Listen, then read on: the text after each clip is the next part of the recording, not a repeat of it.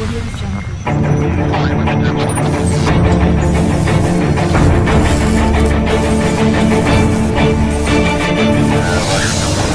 Audio Jungle.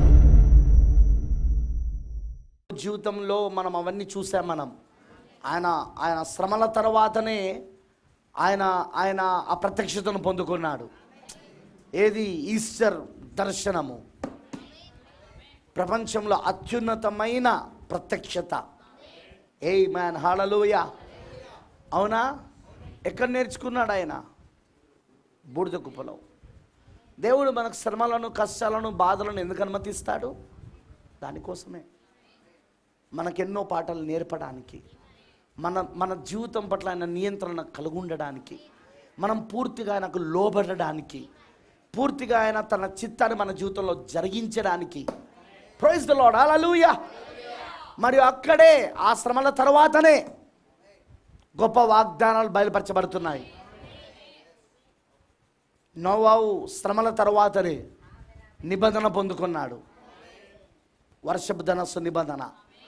అబ్రాహాము శ్రమల తర్వాతనే ఎలోహిమిని మానవ శరీరంలో కలుసుకున్నాడు.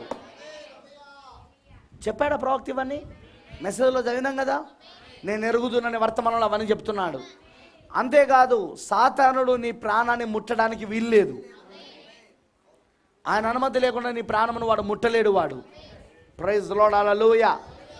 నీతో దేవుడు ఏదైతే వ్యవహరించాలని అనుకుంటున్నాడో అదంతా పూర్తి చేసేదాకా దేవుడు నీ ప్రాణమును పోనివ్వడు ఆయన. Praise the lord. అదొక అద్భుతమైన విషయం. అది బహుశా మన శరీరాన్ని, మన ఎముకలను అపవాదికి అప్పచెప్పొచ్చు. వాడు దాన్ని శోధించవచ్చు. యోబును కురుపులతో నుండి ఎలా శోధించాడో మన ఆస్తులను అప్పచెప్పొచ్చు, మన కుటుంబాన్ని అప్పచెప్పొచ్చు, మన పరిస్థితులను అప్పచెప్పొచ్చు. కానీ నీ ప్రాణాన్ని మాత్రం ముట్టడానికి వీల్లేదు.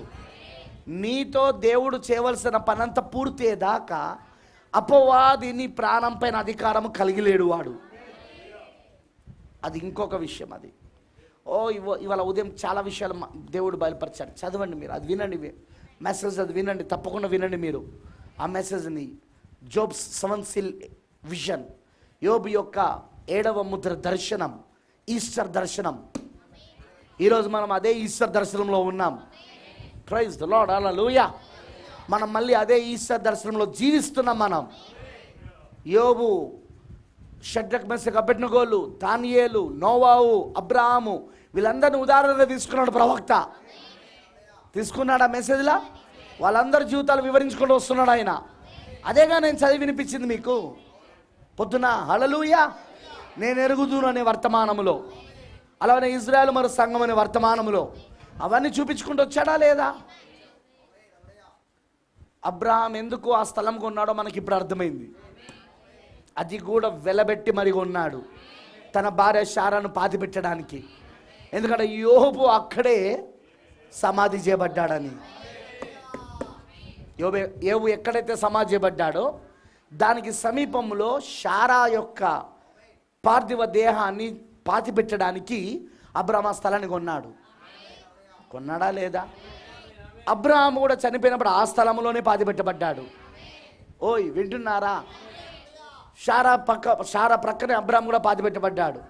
తర్వాత వాగ్దాన కుమారుడు ఇస్సాకు కూడా చనిపోయినప్పుడు అక్కడే పాతిపెట్టబడ్డాడు.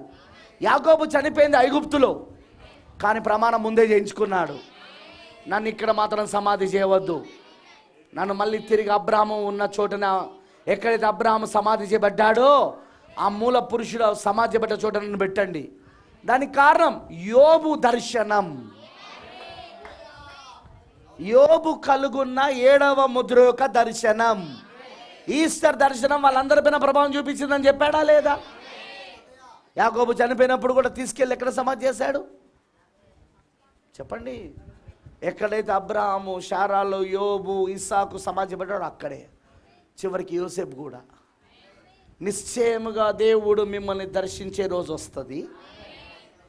మీరు నాకు ప్రమాణం చేయాలా? మీరు ఆ రోజు మీరు ఈ దేశాన్ని విడిచిపెట్టి వెళ్ళినప్పుడు నా యొక్క ఎముకలను కూడా మీరు తీసుకొని వెళ్ళిపోవాలి.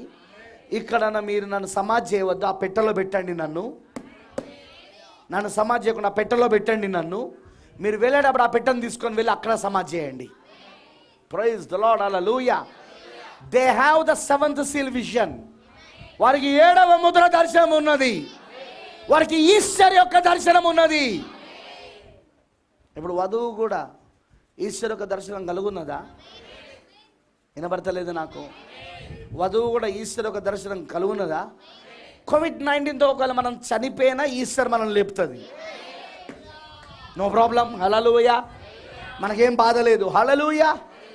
ఎందుకంటే ఈ శరీరం మరలా తిరిగి అది ఏ ఏ ఏ మూలకాలలోకి అయితే అది మారిపోయిందో మరలా తిరిగి దేవుడు దానిని తిరిగి నిర్మించబోతున్నాడు. ఆయన తిరిగి సృష్టించబోతున్నాడు. ఆయన, హల్లెలూయా. దేవుడికి మహిమ కలుగును గాక. అందుకే మనం దేనికి మరణానికి కూడా భయపడం. మరణం కూడా మనకు పెద్ద లెక్క కాదు. ఎందుకంటే ఇంకా మరణం క్రైస్తవుడికి ప్రమోషన్ లాంటిది కాదా.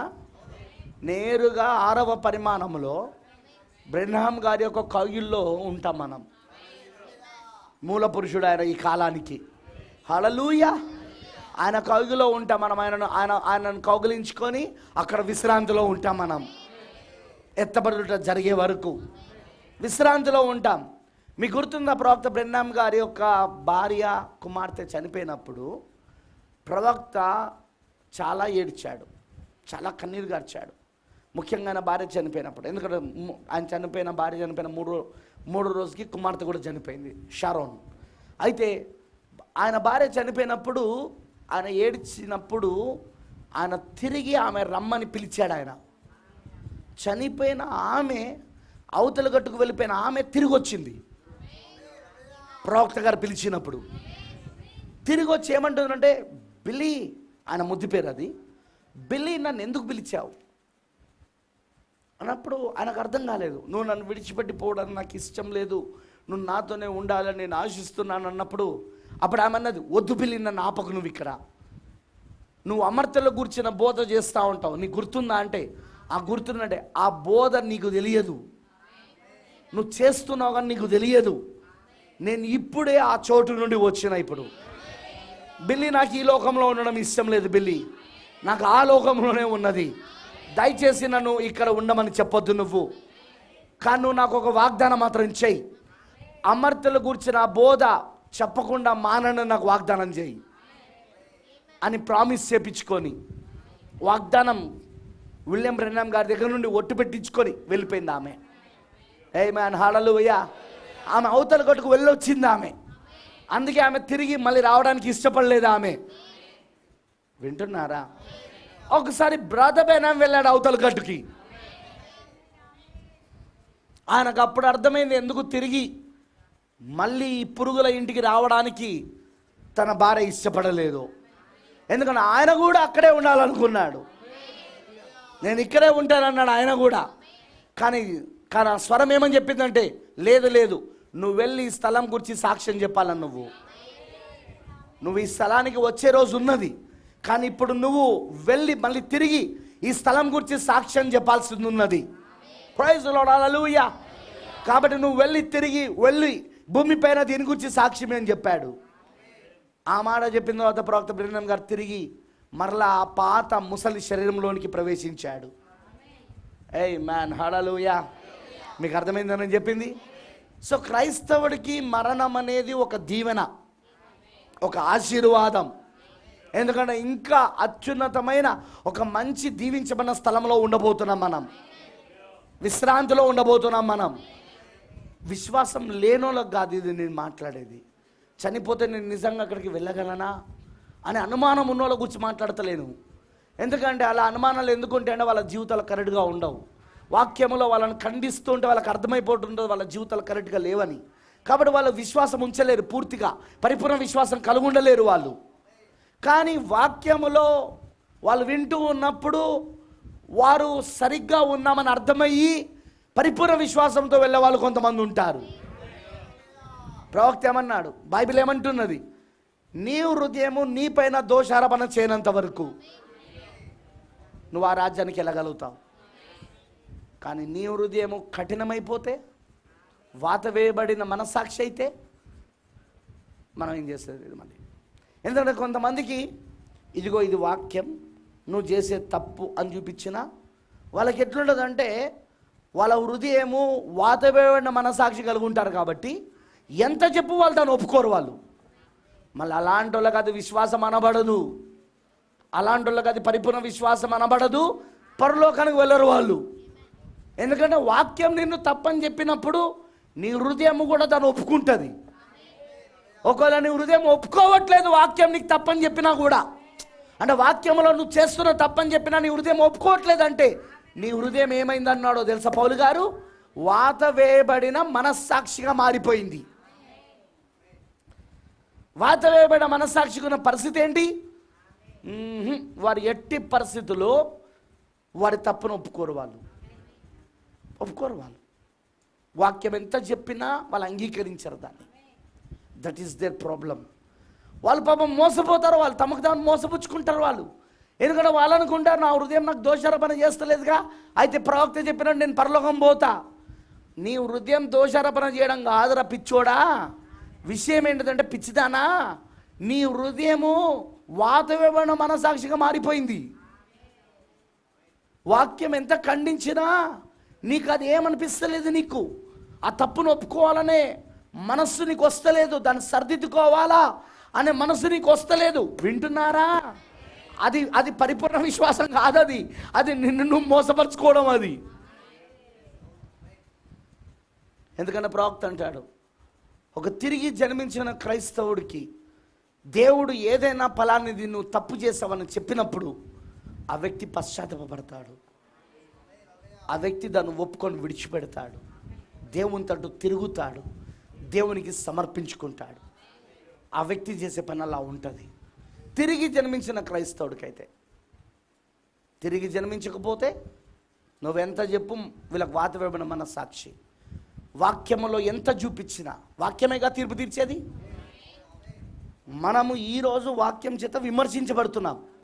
ఎందుకు? తీర్పులోకి రాకుండా ఉండడానికి.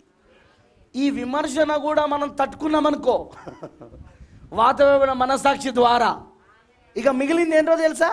ఇదే వాక్యం మనల్ని తీర్పులో నిలబెడుతుంది. అప్పుడు నువ్వు అన్నావు అనుకో, ప్రభువా నాకెవరు చెప్పలేదంటే చూపిస్తాడు ఆయన. నీకు ఆల్రెడీ చెప్పాను ఈ వాక్యం, నీకు ఆల్రెడీ విమర్శించిన నేను వాక్యం ద్వారా. నువ్వు చేస్తున్నది తప్పని విమర్శించి చెప్పిన నేను, అయినా నువ్వు ఒప్పుకోలేదు నువ్వు, కాబట్టి ఇప్పుడు తీర్పులో నిలబడ్డావు. తీర్పులోకి వెళ్ళిన వాడికి క్షమాపణ లేదుగా, శిక్ష తప్ప. అక్కడ క్షమాపణ లేదు, శిక్ష తప్ప. వాక్యము శిక్షించడం తప్ప క్షమాపణ ఉండదు అక్కడ. సో ఆ వ్యక్తి అక్కడ శిక్ష పొందుకోవాల్సిందే. అందుకే ప్రవక్త ఏమంటాడంటే, ఇప్పుడే వాక్యం నిన్ను విమర్శిస్తున్నది ఎందుకు అంటే నువ్వు తీర్పులోకి రాకుండా ఉండడానికి. ఇప్పుడు ఇక్కడ క్షమాపణ ఉంది. విమర్శించినప్పుడు, నువ్వు ఒప్పుకున్నప్పుడు, పశ్చాత్తాపడినప్పుడు, కన్నీళ్ళు కార్చినప్పుడు రక్తం నిన్ను గడగగలదు. మనపనే సముద్రంలో నీ పాపం ముట్టను విసిరివేయగలదు. దేవుడికి ఎన్నడూ జ్ఞాపకం చేసుకోవాలంటే దూరంలోనికి నీ పాపం ముట్టను విసిరేయగలడు ఆయన. ఏది ఇప్పుడు అవకాశం ఉంది. కానీ ఇదే పాపము నువ్వు తీర్పు రోజున ఇదే వాక్యం చేత ఖండించబడుతున్నప్పుడు, ఓ గొర్రెపిల్ల నన్ను క్షమించు అంటే అక్కడ గొర్రెపిల్ల ఉండాడు, సింహం ఉన్నది అక్కడ. సింహానికి కనికరం ఉండదు, సింహానికి క్షమాపణ ఉండదు. సింహం పని ఏంటిదంటే చీల్చి చెండాలడమే. సింహం పని ఏంటిదంటే తీర్పు తీర్చడమే. మీకు అర్థమైందా అని చెప్పింది. సో ఇప్పుడు గొర్రెపిల్ల ఉన్నాడు, కానీ అప్పుడు సింహంగా ఉంటాడు. అదే వాక్యం మళ్ళీ ఇక్కడ క్షమాపణ ఉంది, కానీ అక్కడ లేదు. ఇక్కడ విమర్శలో క్షమాపణ ఉంది, కానీ అక్కడ తీర్పులో క్షమాపణ లేదు. జాగ్రత్త. ఎందుకంటే కొంతమంది ఏమనుకుంటారంటే, నేనే తప్పు చేయట్లేదు, నా హృదయం నా పైన దోషారోపణ చేస్తలేదు, నేను బాగానే ఉన్నా. ప్రాబ్లం చెప్పాలా నీ హృదయం పరిస్థితి? యాజ్ ఎ స్పిరిచువల్ డాక్టర్, ఒక ఆత్మ సంబంధమైన వైద్యుడిగా నేను చెప్పాలన్నా నీ హృదయ పరిస్థితి ఏందో? పౌలు గారు చెప్పిన ప్రకారం, సీనియర్ డాక్టర్ పౌలు గారు చెప్పిన ప్రకారం నీ పరిస్థితి ఏంటిది అంటే, ఆల్రెడీ నువ్వు వాత వేయబడిన మనసాక్షిలో ఉన్నావు. అందుకే నీ మనసాక్షి నీకు విరోధంగా మాట్లాడతలేదు వాక్యం విన్నా కూడా. నువ్వు ఎంత తప్పు చేస్తున్నావో నీ మనసాక్షికి తెలుసు. అయినా ఎందుకు అది ఒప్పుకోవడం లేదు? ఎందుకు ఒప్పుకోవడం లేదంటే వాత వేయబడింది ఆ మనసాక్షి. సీనియర్ డాక్టర్ పౌలు గారు చెప్పారు ఆల్రెడీ. జూనియర్ డాక్టర్గా నేను దాన్ని నీకు నీ కేసును బట్టి చెప్తున్నా, నేను డయాగ్నోస్లా. So don't pool. ఎప్పుడు నిన్ను నువ్వు మోసపరుచుకోకు, ఎప్పుడు నిన్ను నువ్వు బుద్ధిహీనుడిగా చేసుకోకు.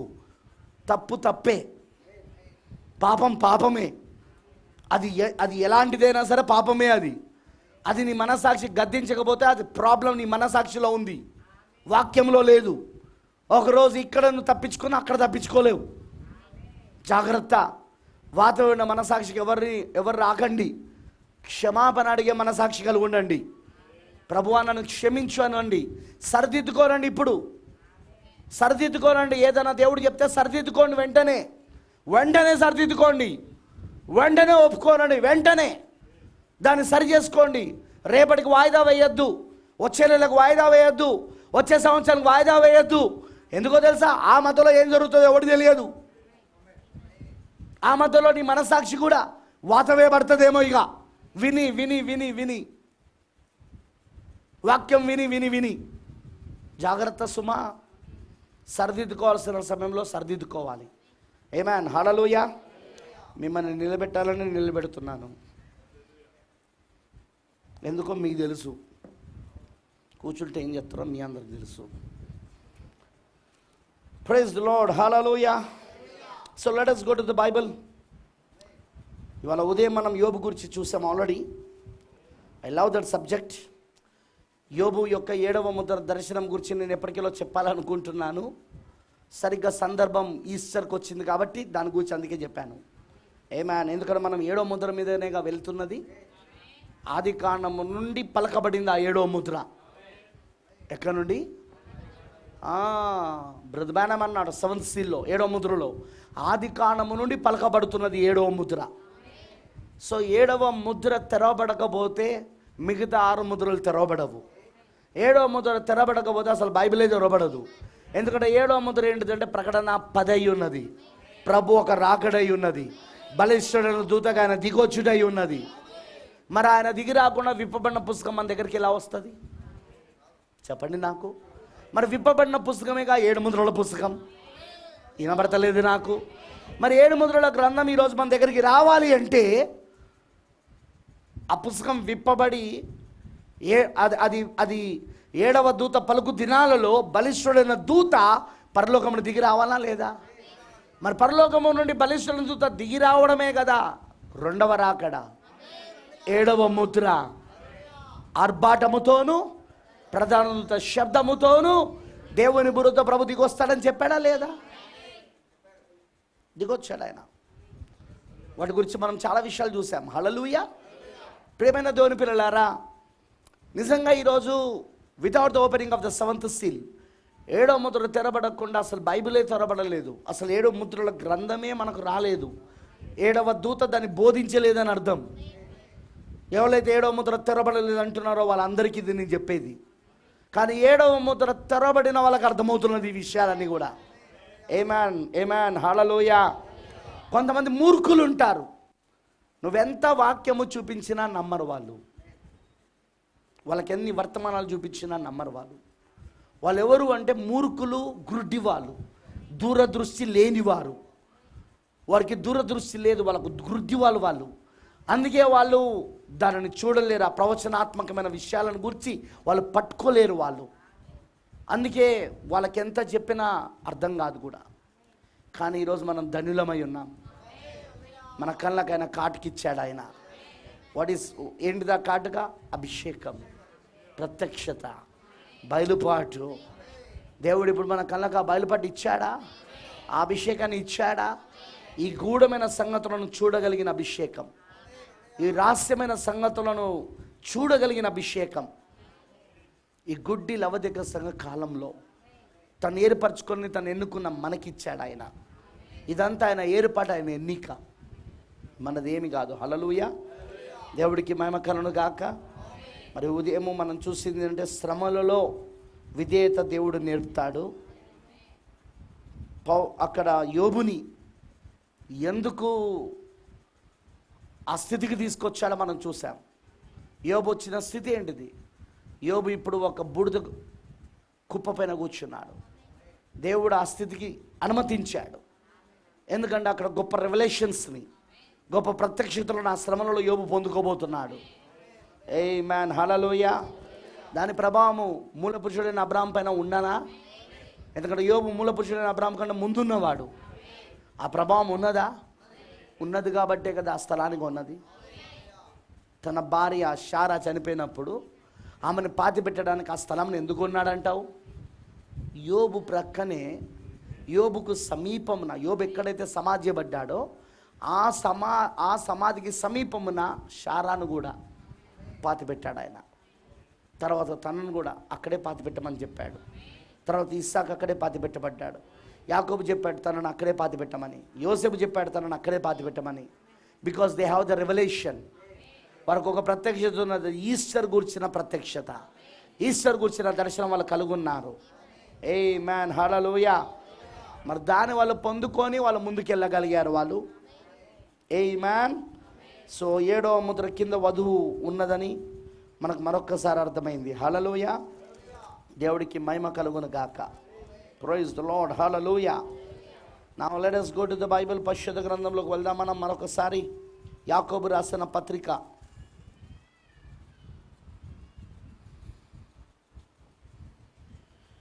యాకోబు రాసిన పత్రిక 1వ అధ్యాయము 12వ వచనంలో మనం చదువుకుందాం.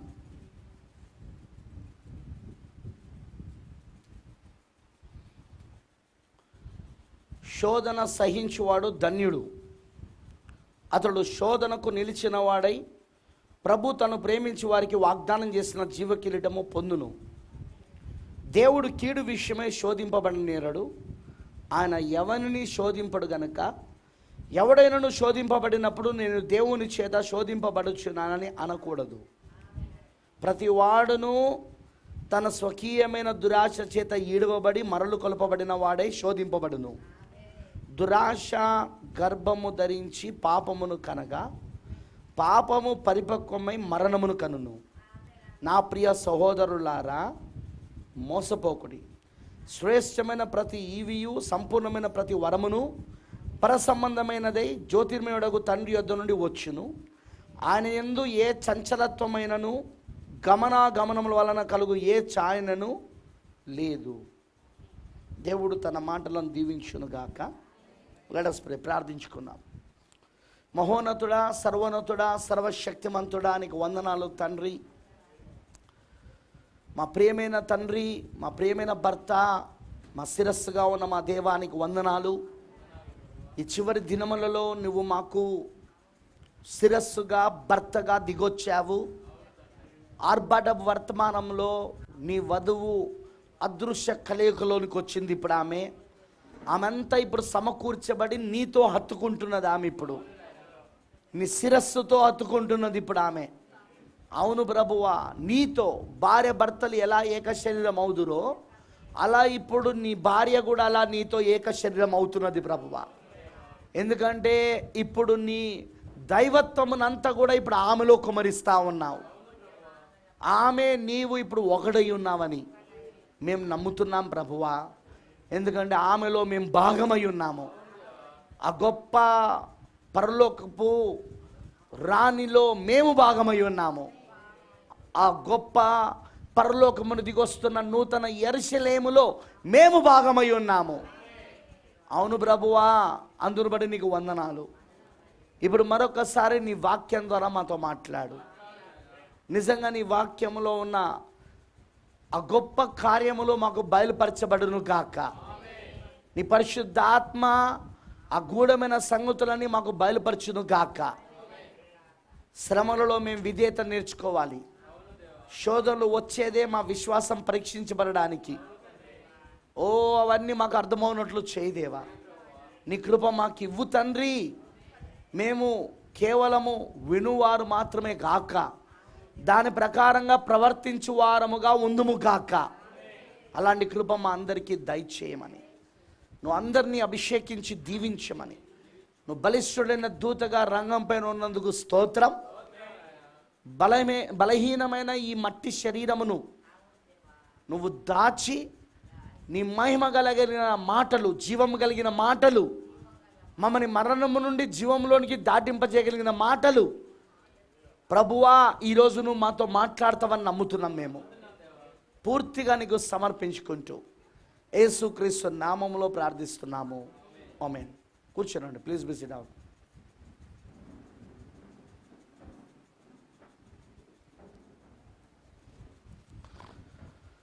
క్రీస్తునందు ప్రియమైన దేవుని పిల్లలందరికీ మరొకసారి ప్రభువైన యేసుక్రీస్తు నామములో నా యొక్క శుభములు మన వందనాలు తెలియజేస్తున్నాను. మరి ప్రియమైన దేవుని పిల్లలారా, ఈ యొక్క రాత్రికాల సమయంలో జాగ్రత్తగా దేవుడి వాక్యమును మీరు వినాలని కోరుతున్నాను. Just I want to take a general topic. ఇవాళ ఉదయం చెప్పిన అంశంలో నుండే కొన్ని విషయాలను నేను మీతో పంచుకోగోరుతున్నాను. నేను యాకోబు రాసిన పత్రికలో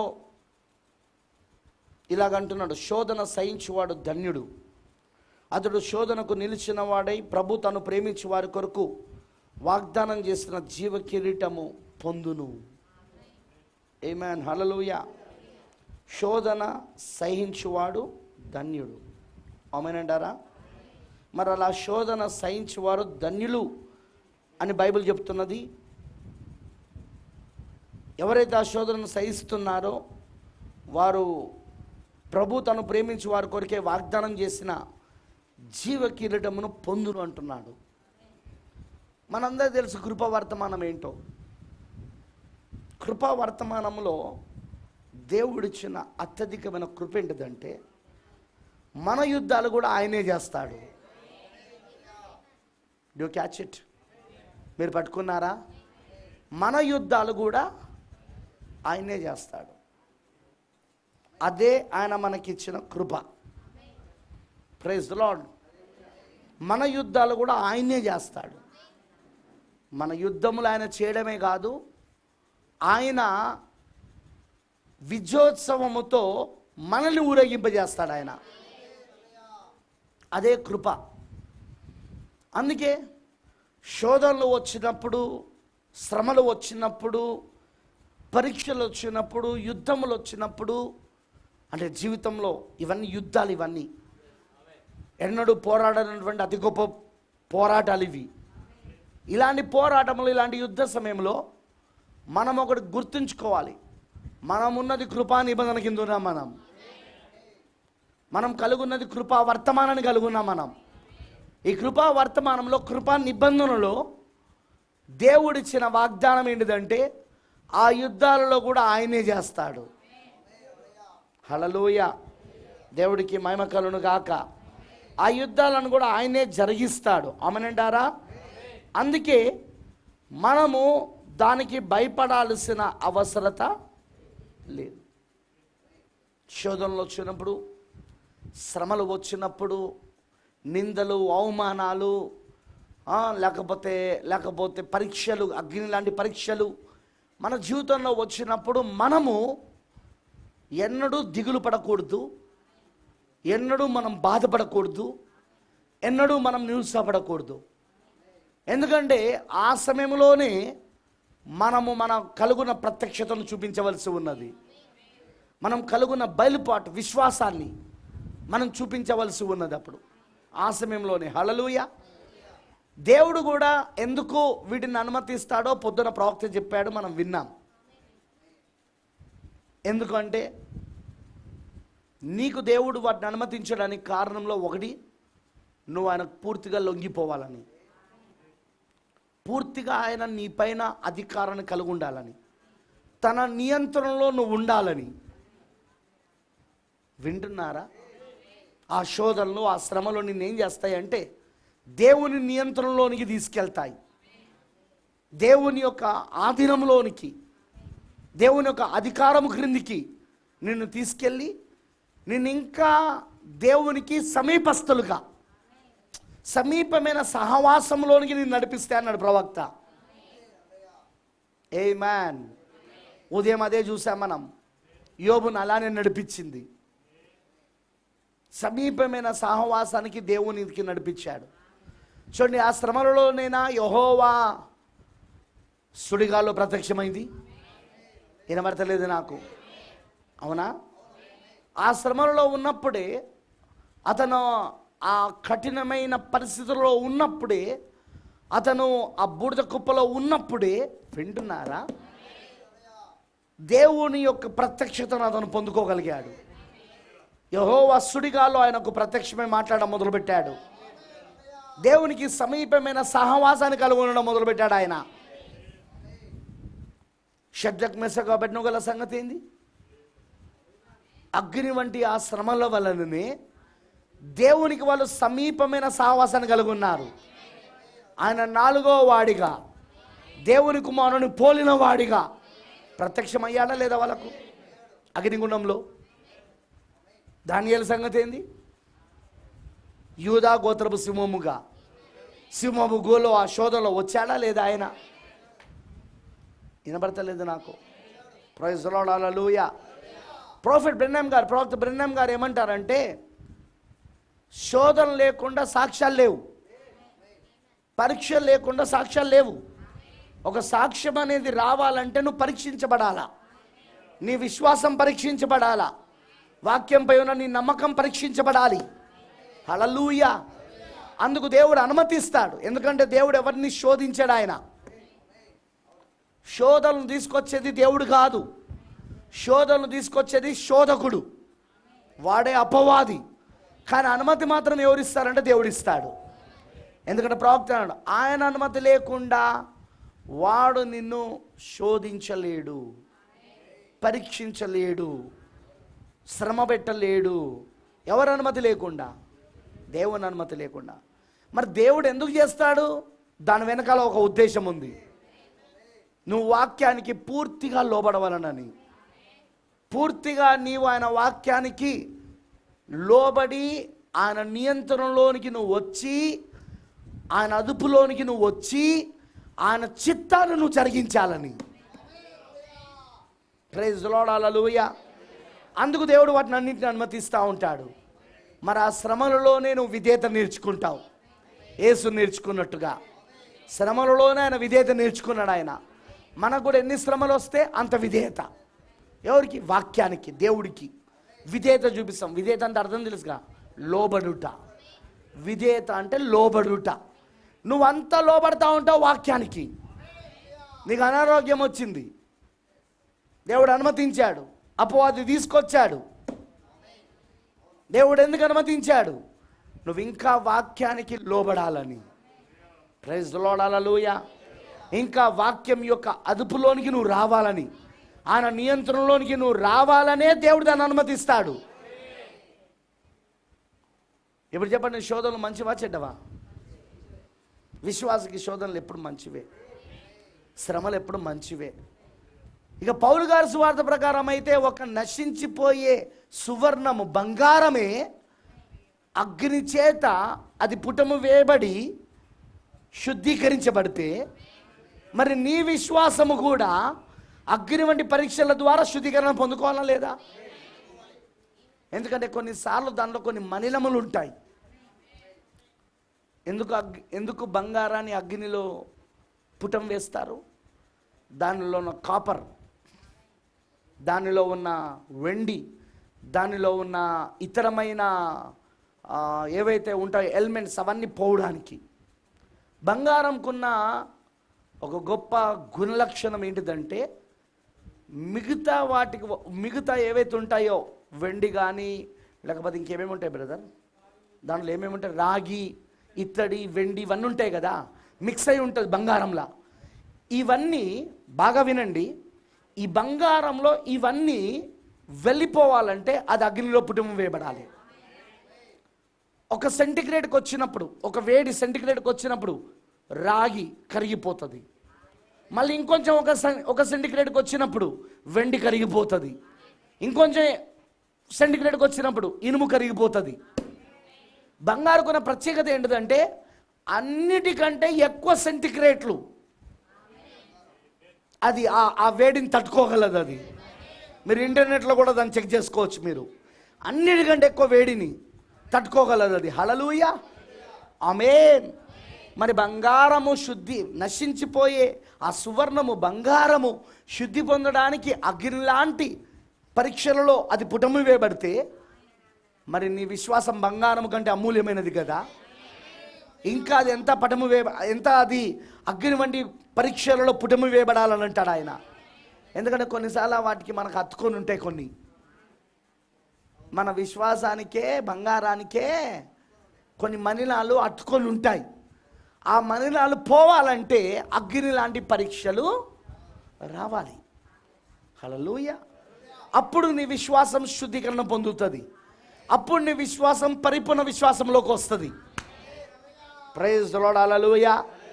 దేవుడు అందుకే నీ జీవితంలో అగ్ని వంటి పరీక్షలను అనుమతించడానికి కారణం అదే.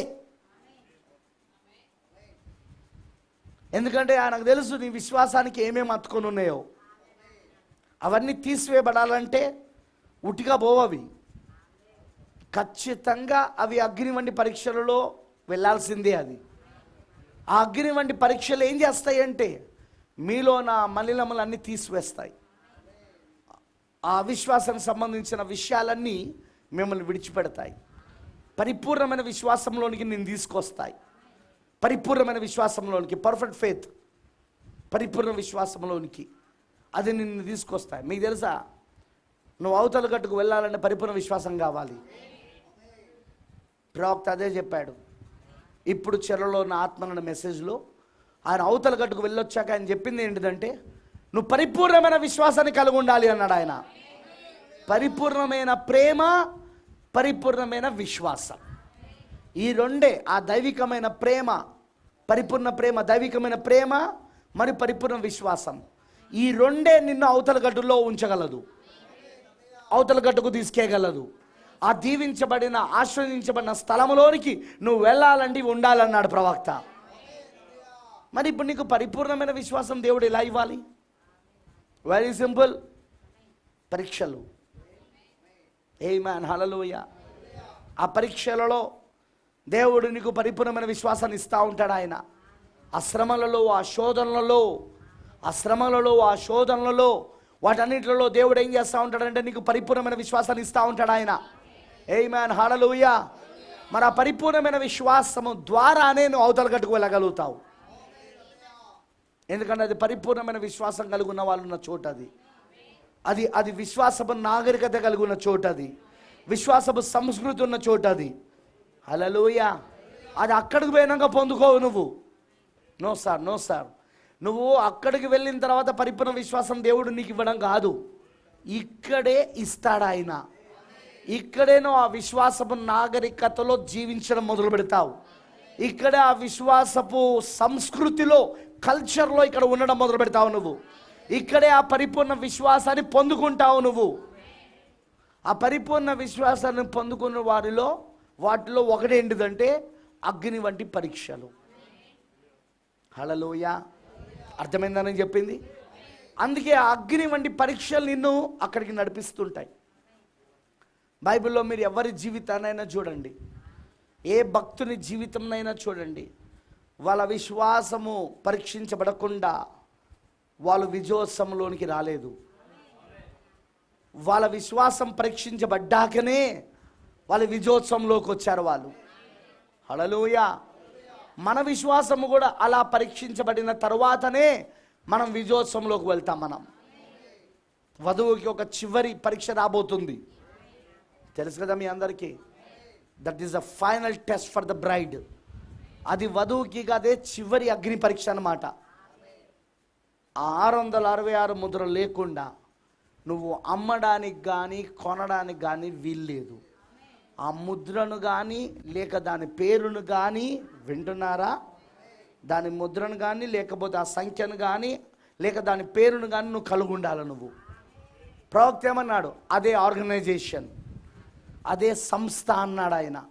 666 ముద్ర ఏంటో కాదు, అది సంస్థ అన్నాడు ఆయన. అందులో నువ్వు చేరకపోతే నీకు అమ్మడానికి కానీ కొనడానికి కానీ వీల్లేదుగా. చర్చిలకు వాళ్ళు తాళం వేసేస్తారు, దీని గోడల కిందకి మార్చేస్తారు. అర్థమైందా?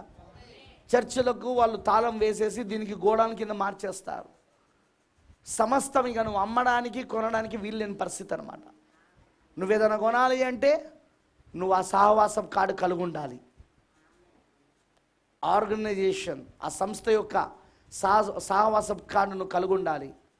నువ్వే చెయ్యాలన్నా అందులో చేరుండాలి నువ్వు.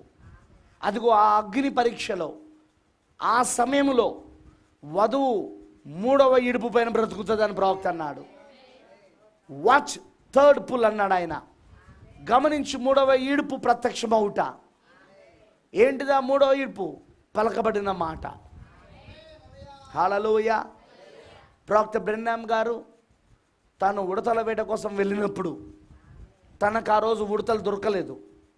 తను తిరిగి వెళ్తూ ఉండగా దేవుడు మాట్లాడాడు. నువ్వు ఏమీ తీసుకోకుండానే తిరిగి ఇంటికి వెళ్తావా అని అన్నప్పుడు, ఏమి చేయమంటావు ప్రభు, ఒక్క ఉడత కూడా కనబడతలేదు అన్నప్పుడు, నీకెన్ని ఉడతలు కావాలని అడిగారు దేవుడు. అప్పుడు 3 కావాలని చెప్పేసి ప్రవక్త అన్నప్పుడు, అయితే నువ్వు పలుకు, నువ్వు పలికిన విధముగా ఉడతలు సృజించబడతాయని చెప్పాడు ఆయన. మరి ప్రవక్త బ్రెన్హామ్ గారు పలికాడా? వినబడతలేదు నాకు. పలికాడా? పలికిన మరి ఆ ఉడతలు సృజించబడ్డాయా? ఆయన ఎలా పలికాడో అలానే సృజించబడ్డాయి. మరి ఆయన తన రైఫిల్ తీసుకొని దాన్ని కాల్చి ఆ ఉడతలను తన సంచిలో వేసుకొని ఇంటికెళ్ళి వాటిని శుభ్రం చేసి తిన్నాడా లేదా? ఏంటిది అది? 3వ ఈడుపు పరిచర్య. పలకబడిన మాట ఒక పరిచర్య. వధువు రేపు అలానే జీవించబోతున్నదా? ఖచ్చితంగా రేపు అలానే ఉంటుంది ఆమె. ఆ వచ్చే శోధనలో ఆమె అలానే ఉండడానికే దేవుడు ఇప్పుడు ఆ 3వ ఈడుపు పరిచర్యలోనికి వధువును తీసుకురావడానికి కావలసిన విశ్వాసాన్ని ఆమెకి ఇస్తా ఉన్నాడు ఇప్పుడు ఆయన. వాక్యము తెరచుడు ద్వారా ఆమెకు అవన్నీ బయలుపరచబడతా ఉన్నాయి. వాక్యము తెరబడు ద్వారా ఇప్పుడు ఆమె ఆ పలకబడిన మాట పరిచర్యలోనికి నెమ్మదిగా వెళ్తా ఉన్నది ఇప్పుడు ఆమె. అలాంటి విశ్వాసంలోనికి వస్తా ఉన్నది ఇప్పుడు ఆమె. గ్లోరీ, హల్లెలూయా. వస్తా ఉన్నదా? వస్తున్నది ఇప్పుడు ఆమె. మరి ప్రవక్త అంటాడు, ఆ ఒత్తిడి వచ్చినప్పుడు, ఆ ప్రపంచ సంఘముల సమాఖ్య ద్వారా మతము రాజకీయము ఏకమై ఈ చిన్న వధువుని శోధించుటకు ఆ ఒత్తిడిని తీసుకొచ్చినప్పుడు, అప్పుడు ఆ 3వ ఈడుపు పరిచర్య ఆమెకు ప్రారంభమగును అన్నాడు. సో ఒత్తిడి రావాల మనకు. ఆ ఒత్తిడి వస్తేనే ఆ 3వ ఈడుపు పరిచర్య ప్రత్యక్షమవుతుంది. కానీ ఆ ఒత్తిడికి వచ్చే ముందు, ప్రైజ్ లార్డ్, మనకు అంత విశ్వాసం రావడానికి దేవుడు అగ్ని వంటి పరీక్షలను దేవుడు ఇస్తూ ఉంటాడు ఇక్కడ. హల్లెలూయా. ఎందుకంటే ఈ చిన్న చిన్న పరీక్షలన్నీ మనకు రేపటి దినమందు రాబోయే ఆ ఒత్తిడిని జయించడానికి విశ్వాసాన్ని ఇస్తాయి అవి. ఆమేన్, హల్లెలూయా. అందుకే ఇప్పుడు మన జీవితంలో వచ్చే శోధనలు, మన జీవితంలో వచ్చే శ్రమలు, నిందలు, అవమానాలు, అగ్ని లాంటి పరీక్షలు, అవన్నీ మనల్ని ఎక్కడికి నడిపిస్తున్నాయంటే ఆ పరిపూర్ణ విశ్వాసంలోనికి, ఆ విశ్వాసం నాగరికతలోనికి. అంటే విశ్వాసం నాగరికతలో ఎలా జీవించాలో అవి నేర్పిస్తాను ఇప్పుడు. మీకు అర్థమవుతుందా? విశ్వాసం నాగరికతలో 3వ ఈడుపు పరిచర్య ఉంటుంది. పలకబడిన మాట పరిచర్య. విశ్వాసపు సంస్కృతిలో పలకబడిన మాట పరిచర్య. అందుకు దేవుడు మనల్ని ఆ స్థితికి తీసుకురావడానికే దేవుడు ఇప్పుడు ఇవన్నీ మన జీవితంలో అనుమతిస్తూ ఉన్నాడు. ఆయన చిన్న చిన్న కార్యాలు మనకు అనుమతిస్తూ ఉన్నాడు ఇప్పుడు ఆయన. ఇప్పుడు వచ్చే శోధనలన్నీ చిన్న చిన్నవి. ఇప్పుడు వస్తున్న శ్రమలు అవి కఠినమైన శ్రమలైనా సరే రాబోయే దాంతో పోల్చుకుంటే అది చిన్నదే. హల్లెలూయా. నువ్వు సజీవంగా ఎత్తబడుటకు ముందుగా వచ్చే శ్రమ ఏదైతే ఉన్నదో, ఆ ఒత్తిడి ఏదైతే ఉందో, పరీక్ష ఏదైతే ఉందో, దాంతో పోల్చుకుంటే ఇవన్నీ చిన్నయే. ఎందుకంటే అప్పుడు నీ పాస్బుక్లన్నీ కూడా, బ్యాంక్ బుక్లన్నీ కూడా, నీ ఏటీఎం కార్డులు, నీ పాన్ కార్డులు, వింటున్నారా, నీ ఆస్తిపాస్తులు అన్నీ కూడా పూర్తిగా ప్రభుత్వం చేతిలోకి వెళ్ళిపోతాయి. పూర్తిగా నీవు అమ్మడానికి కొనడానికి వీల్లేని పరిస్థితి. నువ్వు అమ్మడానికి కొనడానికి వీల్లేదు. హల్లెలూయా. నీ ఏటీఎం కార్డు పనిచేయదిగా, నీ ఇంట్లో ఉన్న డబ్బులు పనిచేయవిగా. Praise the lord. మరి ఎలా జీవిస్తావు ఆ సమయంలో? ఆ ఒత్తిడి మళ్ళీ ఒత్తిడి వస్తూ ఉంటుంది నీకు. నిఘా కెమెరాలు నీ చుట్టూ తిరుగుతూ ఉంటాయి. ఆ డ్రోన్స్ నీ చుట్టూ తిరుగుతూ ఉంటాయి. నువ్వేం చేస్తున్నావో ప్రతి అడుగును గమనిస్తూ ఉంటారు వాళ్ళు. నువ్వు పూర్తిగా వాళ్ళ నియంత్రణలో ఉంటావు. మరి అలాంటి సమయంలో నీకు ఏం కావాలా? పలుకుబడి పనిచేయదప్పుడు, రాజకీయ పలుకుబడి పనిచేయదప్పుడు, చుట్టరికాలు పనిచేయవప్పుడు. హల్లెలూయా. అర్థమైందని చెప్పింది. మరి అప్పుడు ఆ సమయంలో ఎలా బ్రతకాల నువ్వు? మరి ఎలా జీవించాల నువ్వు? దాన్ని ఎలా జయించాల నువ్వు? ఆ కొద్ది శోధన, ఆ కొద్ది రోజులు ఉండబోయే ఆ ఒత్తిడిని నువ్వు ఎలా తట్టుకోవాలా? నువ్వు ఎలా జయించాల దాన్ని? నువ్వు ప్రవక్త అన్నాడు, వాచ్ థర్డ్ పుల్. అప్పుడు మూడో ఈడుపు ప్రత్యక్షమవటం మీరు గమనించండి అన్నాడు ఆయన. అంటే మనం దేంతో జయిస్తామంటే అప్పుడు మూడో ఈడుపుతో. వధువుకు అప్పుడు మూడో ఈడుపు ప్రత్యక్షమవుతుంది. అప్పుడు ఆమెకు ఆ విశ్వాసపు నాగరికతలో ఆమె ఇప్పటిదాకా జీవించుకుంటూ వచ్చింది కాబట్టి. ఎందుకంటే ఇప్పుడు విశ్వాసం ద్వారానే ప్రతిదీ జయిస్తున్నాం మనం. అనుభవాలు ఉన్నాయా మీకు?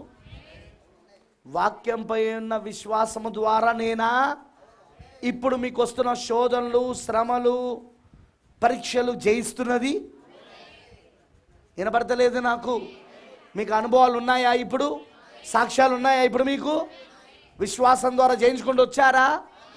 అయితే ఇప్పుడు అవే నిన్ను పరిపూర్ణ విశ్వాసంలోకి తీసుకెళ్తాయి. అదే నిన్ను మూడవ ఈడుపు పరీక్షలలోకి తీసుకెళ్తాయి. ప్రైజ్ ది లార్డ్, హల్లెలూయా.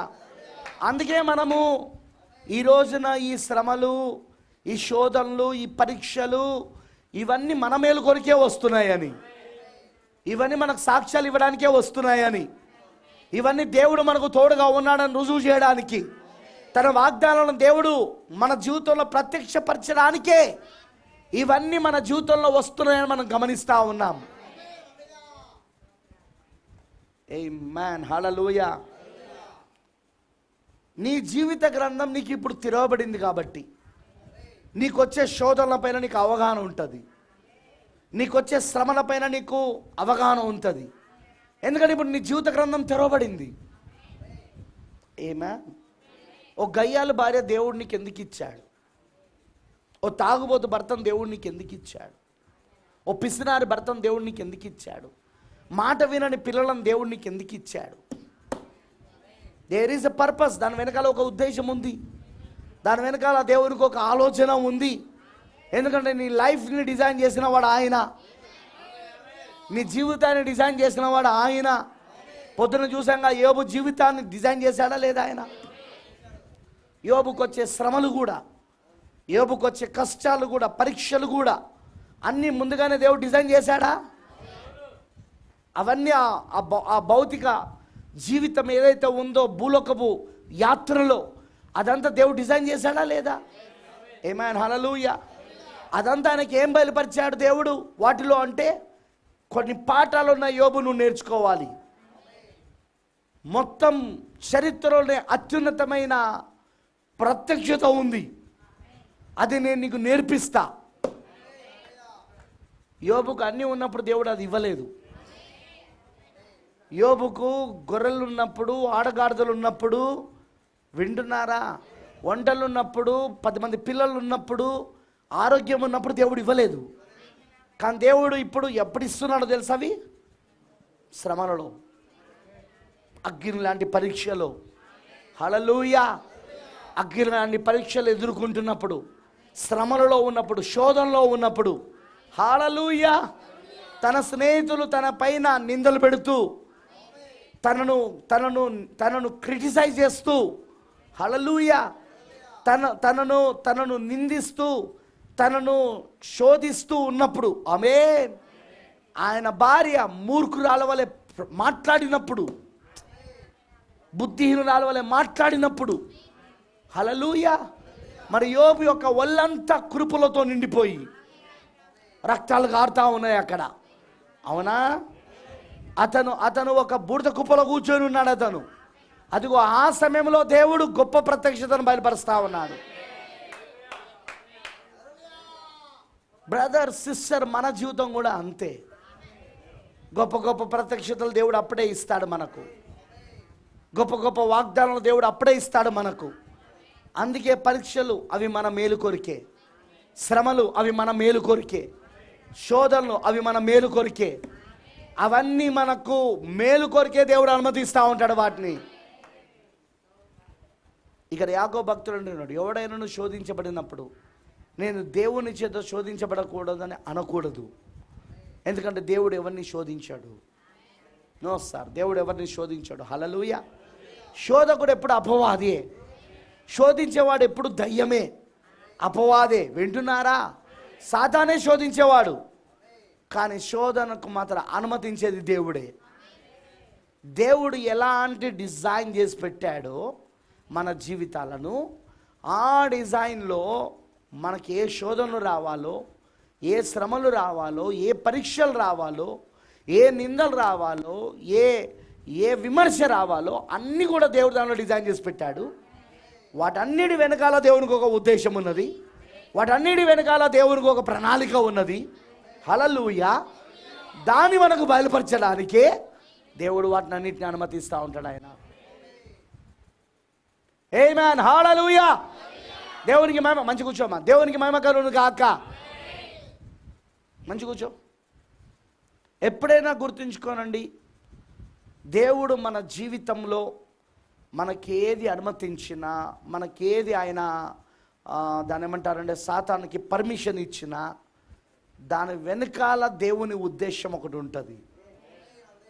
దేవుడు మనల్ని విడిచిపెట్టాడని అర్థం కాదు, దేవుడు మనకు వ్యతిరేకమయ్యాడని అర్థం కాదు, దేవుడేమి మనల్ని దాని ఏమంటారంటే అనాథులుగా విడిచిపెట్టేశాడు, నడి సముద్రంలోకి తీసుకెళ్ళి అక్కడ వదిలిపెట్టేశాడు మనల్ని. కాదు కాదు కాదు కాదు. దేవుడు ఎప్పుడు ఆ పని చేయడు ఆయన. సార్, ఆయన ఏర్పరచుకున్న వాళ్ళకు, ఆయన ఎన్నుకున్న వాళ్ళకు ఎప్పుడైనా అలా చేయడు ఆయన. ఎందుకంటే మీరు ఎవరి జీవితాన్ని చూసినా ఆయన ఎవ్వరికీ అలా చేసినట్టు మనకు బైబిల్లో లేదు. Praise lord. కానీ దాని వెనకాల మాత్రం ఒక ఉద్దేశం ఉంటుంది. ఆ పర్పస్, ఆ దేవుని ఉద్దేశం నీకు బయలుపరచాలని, ఆ వాగ్దానాలను నీకు బయలుపరచాలని దేవుడు నిన్ను బూడిద కుప్పపైకి తీసుకొస్తాడు. మనందరికి ఒక్కొక్క బూడిద కుప్ప ఉన్నది. ఉందా? ప్రతి ఒక్కరికి ఉన్నది. ఇప్పుడు ఏర్పాట్లో ఎన్నికల్లో ఉన్న దేవుని పిల్లలందరికీ ఉన్నది ఒక బూడిద కుప్ప. హల్లెలూయా. ఒకరికి అగ్నిగుండము, ఒకరికో సింహపు గుహ, ఒకరికో నీటి ప్రవాహము. అర్థమవుతుందని చెప్పింది. ఇలా ఒక్కొక్కరి జీవితాన్ని ఒక్కొక్క విధంగా దేవుడు డిజైన్ చేశాడు. డిజైన్ చేసిన ప్రకారంగా ఒక్కొక్కరు ఒకటి పెట్టాడు ఆయన. కానీ ఆ శోధనల తర్వాత దేవుడు ఏం చేశాడంటే వాళ్ళకు వాగ్దానాలు బయలుపరిచాడు ఆయన. ఈ రాత్రి కూడా దేవుడు అదే పని చేస్తూ ఉన్నాడు. అందుకే విశ్వాసికి సమస్తము మేలు కొరికే జరుగుతున్నది. దేవుని ప్రేమించు వారికి సమస్తము సమకూడి మేలు కొరికే జరుగుతూ ఉన్నది. కీడులను అనుమతించిన దేవుడు దాని వెనకాల మేలే ఉంటుంది. శోధనను అనుమతించిన దేవుడు దాని వెనకాల దేవుని ఉద్దేశం ఉంటుంది, దేవుని వాగ్దానాలు ఉంటాయి, దేవుని ప్రణాళిక ఉంటుంది. హల్లెలూయా. మనకు అగ్ని వంటి పరీక్షలు అనుమతించినా దాని వెనకాల సువర్ణము కంటే అమూల్యమైన నీ విశ్వాసము శుద్ధీకరించబడుటై ఉంటుంది. అక్కడ సువర్ణము కంటే అమూల్యమైనది నీ విశ్వాసం. హల్లెలూయా. దాన్ని దేవుడు అగ్ని ద్వారా పరీక్షిస్తూ ఉన్నాడు ఆయన. అగ్ని ద్వారా ఆయన మణిలాలని తీసేస్తూ ఉన్నాడు ఆయన. ఆమేన్. హల్లెలూయా. అగ్ని వంటి పరీక్షలు అదే చేస్తుంది నీకు. చూడండి, ఆ సమయంలో నీతో ఇప్పటిదాకా అంటు పెట్టుకున్న వాళ్ళందరూ నేను విడిచిపెట్టిపోతారు. అలాంటి పరీక్ష వచ్చినప్పుడు దేవుడు ఏం చేస్తూ ఉన్నాడు? ఆ మలినాలన్నింటినీ దూరం చేస్తున్నాడు ఆయన. నువ్వు అనవసరంగా అంటు పెట్టుకొని ఉన్నావు కాబట్టి, ప్రైజ్ ది లార్డ్, హల్లెలూయా, దాన్ని వేరు చేయడానికే దేవుడు నీ జీవితంలో అది అనుమతించాడు. ఆ అగ్ని వంటి పరీక్షల వలన వాళ్ళందరూ నీకు దూరం అవుతూ ఉంటారు. ఆ బంధువులు, ఆ స్నేహితులు, ఆ రక్త సంబంధికులు, వీళ్ళంతా అనవసరం నీకు. You don't need them. వాళ్ళు నీకు అవసరం లేదు. కానీ నువ్వు అత్తుకొని ఉన్నావు వాళ్ళను, వాళ్ళు నిన్ను అత్తుకొని ఉన్నారు. దేవుడు ఏం చేస్తాడు? అగ్ని వంటి పరీక్షలు తీసుకొచ్చి వేరు చేయడం మొదలు పెడతాడు. God will. హల్లెలూయా. వింటున్నారా నేను చెప్పింది? అబ్రహాం దగ్గర నుండి లోతుని ఎలా వేరు చేశాడో అలా నీ దగ్గర నుండి కూడా దేవుడు వేరు చేయడం మొదలు పెడతాడు. ఓ దేవుడికి మహిమ కలుగును గాక. అందుకే మన జీవితంలో ఒకటి గుర్తుపెట్టుకోవాలి, మన లైఫ్ని డిజైన్ చేసినవని మనం అర్థం చేసుకోవాలి. ఒక్కటి నీకు నిశ్చయత ఉండాలి, my life is designed by God. నా జీవితము దేవుని చేత డిజైన్ చేయబడి ఉన్నది, రూపించబడి ఉన్నది. ఆయన ఎలా రూపకల్పన చేశాడో అదంతా నా మేలు కొరికే. అందులో శ్రమలు ఉండొచ్చు, అందులో శోధనలు ఉండొచ్చు, అందులో పరీక్షలు ఉండొచ్చు, అగ్ని వంటి పరీక్షలు ఉండొచ్చు, ఏదైనా కావచ్చు. అవన్నీ నా జీవితంలో నా మేలు కొరికే దేవుడు చేశాడు. దేవుడు దాని వెనకాల ఒక ఉద్దేశాన్ని కలుగుండే చేశాడు. అది నువ్వు మర్చిపోవద్దు. ఓ నాకెందుకు వస్తున్నాయి ఈ శోధనలు, నాకెందుకు వస్తున్నాయి, అందరు నన్ను విడిచిపెట్టిపోతున్నారు, అందరు నన్ను వదిలిపెట్టిపోతున్నారు, అయ్యో నాకెందుకు వచ్చినాయి ఈ పరీక్షలు. నీ జీవితం ఏందో నీకు అర్థం కాకపోతే మాట్లాడే మాటలు అవి. దేవుని యొక్క ప్రణాళిక నీకు బయలుపరచబడకపోతే నీకు అర్థమయ్యే మాటలు, నువ్వు అనే మాటలు అవి. దేవుని ప్రణాళిక నీకు అర్థమైతే ఒకటే అంటావు, ప్రభువా ఇదంతా నీ చిత్తమై ఉన్నది, ఈ పరిస్థితిలో నేను ఉండడం నీ చిత్తమై ఉన్నది, ఈ పరీక్షలో ఉండడం నీ చిత్తమై ఉన్నది, నన్ను అందరూ విడిచిపెట్టి వెళ్ళిపోవడం నీ చిత్తమై ఉన్నది. This is your plan lord. ఇది నీ ప్రణాళిక అయి ఉన్నది ప్రభువా, ఇది నీ యొక్క సంకల్పమై ఉన్నది ప్రభువా, నువ్వు దాన్ని నాకు బయలుపరిచినందుకు వందనాలు ప్రభువా అని ప్రభువుకి కృతజ్ఞతలు తెలియజేయాలి. ప్రభువు పైన ఇంకా ఆధారపడాలి. ఆ సమయంలో ఇంకెక్కువ వాక్యాన్ని నువ్వు నమ్మాలి. ఎందుకంటే దేవుడు కూడా నిన్ను ఇప్పుడు సమీప సహవాసానికి తీసుకురావాలని. ఆ శ్రమలలో దేవుడు ఏం చేస్తాడు? ఆయన నిన్ను తనకు సమీప సహవాసిగా తీసుకొస్తాడు. తనకు సమీప సహవాసంలోనికి నిన్ను తీసుకొస్తాడు ఆయన. ఓ విధంగా చెప్పాలంటే నువ్వు వ్యక్తిగత ప్రత్యక్షతను పొందుకుంటావు. ఎవరి గురించి? ఆయనను గురించి. ఆయన ఏమై ఉన్నాడో నీకు అర్థమైపోతుంది, ఆయన ప్రణాళిక ఏంటో నీకు అర్థమైపోతుంది, ఆయన ఆయన ఆయన ఉద్దేశాలు ఏంటో నీకు అర్థమైపోతూ ఉంటాయి, ఆయన లక్ష్యాలు ఏంటో కూడా నీకు అర్థమైపోతూ ఉంటాయి. ఇక ఎందుకంటే నువ్వు ఆయన సమీప సహవాసంలోకి వచ్చినప్పుడు ఇవన్నీ వాగ్దానాలన్నీ నీకు అర్థమైపోతూ ఉంటాయి. అప్పుడు నీవు ప్రభువా ఇది నీ చిత్తమని నాకు అర్థమైనది. నేను ఒక మాట చెప్పి ముగిస్తా. యోసేపు జీవితంలో చాలా అత్యున్నతమైన భాగం ఏంటో తెలుసా? తాను సింహాసనం పైన కూర్చున్న తర్వాత తన సహోదరులు తన దగ్గరకు వచ్చారు. రైట్? ఏ పోతిఫర్ భార్యనైతే తన పైన రేప్ కేసు పెట్టి 2 ఏళ్ళు చెరసాల వేసిందో, ఇప్పుడు ఆ పోతిఫర్ కుటుంబం తన ముందు మోకరించున్నది, తన సహోదరులు తన ముందు మోకరించున్నారు. కానీ యోసేపు దేవుడి ప్రణాళిక అర్థం చేసుకున్నాడు.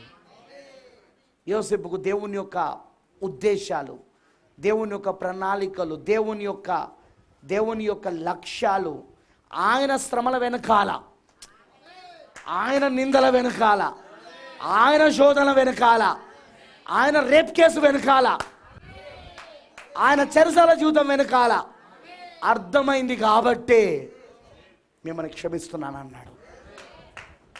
ఇదంతా దేవుడు జీవాన్ని కాపాడడానికే నన్ను ముందుగా పంపించాడు ఇక్కడికి అన్నాడు. వండర్ఫుల్. హల్లెలూయా. బ్రదర్ సిస్టర్, నీకు కూడా అలానే అర్థమవుతా ఉంటుంది. ఆ శోధనలో నీకేమైతుంది? దేవుడు తన ప్రణాళిక నీకు బయలుపరుస్తాడు. యోబుకు బయలుపరచలేదా? ఈశ్వర్ దర్శనం బయలుపరచలేదా? వినపడతలేదు నాకు. నా విమోచకుడు సజీవుడనియు, ఒక దినమైన ఈ భూమిపైన అంత్యదినంలో ఆయన నిలుచుండుననియు నేనెరుగుదును. ఈ నా శరీరము చీకిపోయినను నేను ఈ శరీరంతోటే ఆయనను చూచేదను, నాకు నేనే చూచేదను, వేరొకరి కనుల ద్వారా కాదు, నాకు నేనే చూసేదను. 7వ ముద్ర యొక్క దర్శనం, ఈశ్వర్ దర్శనం పొందుకున్నాడా లేదా? అంటే తను బూడిద కుప్ప పైకి రావడానికి కారణం ఏంటో అర్థమైంది. ఆ బూడిద కుప్ప పైకి దేవుడు ఎందుకు అనుమతించాడో అర్థమైంది. తన ఆ చోటుకి ఎందుకు వచ్చాడో, తన ఆ స్థలంలో ఎందుకున్నాడో, ఆ స్థానంలో ఎందుకున్నాడో, ఆ శ్రమల వెనకాల, అగ్ని లాంటి పరీక్షల వెనకాల ఏముందో ఆయనకు అర్థమైపోయింది. అక్కడ అర్థమైందా లేదా? That's right. యోసేపుకి అర్థమైంది. వినబడతలేదు నాకు. అర్థమైందా? కాబట్టే పగ తీర్చుకోలేదు. ఆయన తలుచుకుంటే పోతిఫర్ భార్యను చెరసాల వేయించగలడు. తన పైన తప్పుడు అభియోగం పెట్టినందుకు, తప్పుడు కేసు పెట్టినందుకు. ఆయన తలుచుకుంటే ఏ కారణం లేకుండా తనను కొట్టి నీళ్ళు లేని బావిలో విసిరేసి చంపడానికి ప్రయత్నించి ఒక విధంగా చంపేసి మళ్ళీ బానిసగా అమ్మేశారు కాదా? ఆయన తలుచుకుంటే తన సహోదరులకు శిక్ష వేయగలడు. ఆయన వేయలేడా? కానీ ఆయనకు దేవుని ప్రణాళిక అర్థమైంది. దాని వెనకాల తన జీవితంకు ఈ శ్రమలు ఎందుకు వచ్చాయో, ఈ శోధనలు ఎందుకు వచ్చాయో, ఈ చీదరింపులు, అసహ్యాలు, తన సోదరు ఎందుకు అసహించుకున్నారు, తనను ఎందుకు కొట్టారు, తనను ఎందుకు అమ్మివేశారు, పోతిఫర్ భార్య ఎందుకు తన పైన అబద్ధమైన కేసు, రేప్ కేసు పెట్టేది, అభియోగాన్ని, నిందను పెట్టింది. అవునా? చెరసాల 2 ఏళ్ళు ఉన్నాడు ఆయన అక్కడ. వినబడతలేదు? ఇవన్నీ శ్రమల వెనకాల, ఇవన్నీ పరీక్షల వెనకాల దేవుని ఉద్దేశం ఏంటో యోసేపుకి అర్థమైంది. దేవుని ఉద్దేశం ఏంటో, దేవుని ప్రణాళిక ఏంటో యోసేపుకు బయలుపరచబడ్డది. గ్లోరీ, హల్లెలూయా. మనకు కూడా అలాగనే దేవుడు బయలుపరుస్తాడు. అందుకే మన జీవితంలో శోధనలు వచ్చినప్పుడు మనం విఫలం కావద్దన్నాడు ప్రవక్త.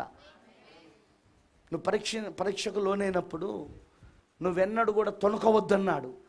నువ్వేది నమ్ముతున్నావో దానిపైన నిలబడమని చెప్పాడు. నువ్వు తొణకవద్దు, భయపడొద్దు, నిలబడు. వాక్యం కొరకు నిలబడు, విశ్వాసంతో నిలబడు. నువ్వు నమ్ముతున్న దానికోసం రాజీ పడకు, రాజీ పడని విశ్వాసంతో నిలబడు. దేవుడు తన చిత్తం ఏందో నీకు బయలుపరుస్తాడు. ఆ అగ్ని వంటి పరీక్షలో దేవుడు బయలుపరుస్తాడు. ఆ శ్రమలలో దేవుడు నీకు బయలుపరుస్తాడు. ఆయన ఉద్దేశం ఏంటో, ఆయన ఆలోచనలు ఏందో, ఆయన ప్రణాళిక ఏందో, ఆయన వాగ్దానాలు ఏందో. ఆమేన్. ప్రవక్త ఏమన్నాడు? ఒక వర్షం తర్వాత, ఒక జలప్రలయం తర్వాతనే అదిగో అక్కడ 7 రంగులు కలిగిన వర్షపు ధనుస్సు ప్రత్యక్షమైంది. నిబంధన బయలుపరచబడింది.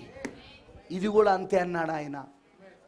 ప్రేమైన దేవుని పిల్లలారా, మన జీవితంలో దేవుడు ఏది అనుమతించినా నీ గనుక దేవుని యొక్క ముందు నిర్ణయము, దేవుని ఏర్పాటు, దేవుని ఎన్నిక నీకు బయలుపరచబడితే, దేవుని నిన్ను ఎన్నుకున్నాడని, ఏర్పరచుకున్నాడని. అంతేకాకుండా ఈ జీవిత యాత్ర, ఈ భూమిపైన ఉండబోయే ఆ జీవిత యాత్రను కూడా ఆయనే ముందుగానే రూపించి పెట్టాడని, రూపకల్పన చేశాడని నీకు అర్థమైతే, నీ నిత్యమైన గమ్యం ఏంటో కూడా నీకు ముందుగానే చెప్పబడితే, నువ్వు ఈ శ్రమలలో, ఈ కష్టాలు, ఈ బాధలన్నీ మేలు కోరికే నువ్వు గ్రహిస్తావు. ఈ అనారోగ్యాలు, ఈ ఆర్థిక ఇబ్బందులు, ఇవన్నీ దేవుడు మేలు కొరకే చేస్తాడు. ప్రైజ్ ది లార్డ్, హల్లెలూయా. ప్రవక్త చెప్పినట్టుగా కొన్నిసార్లు దేవుడు ఒక వ్యక్తి తన మాట వినకపోతే శ్రమలను తీసుకొచ్చి దేవునికి లోబడేటట్టు చేస్తాడు.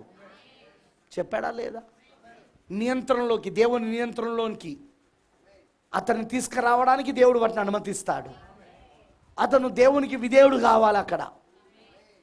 మరి పొద్దున చెప్పాను, దుర్బీజము దేవుడి శిక్షను ఎప్పుడు త్రోసివేస్తుంది, దేవుని గద్దింపును ఎప్పుడు త్రోసివేస్తుంది. దేవుని బీజమే అంగీకరిస్తుంది.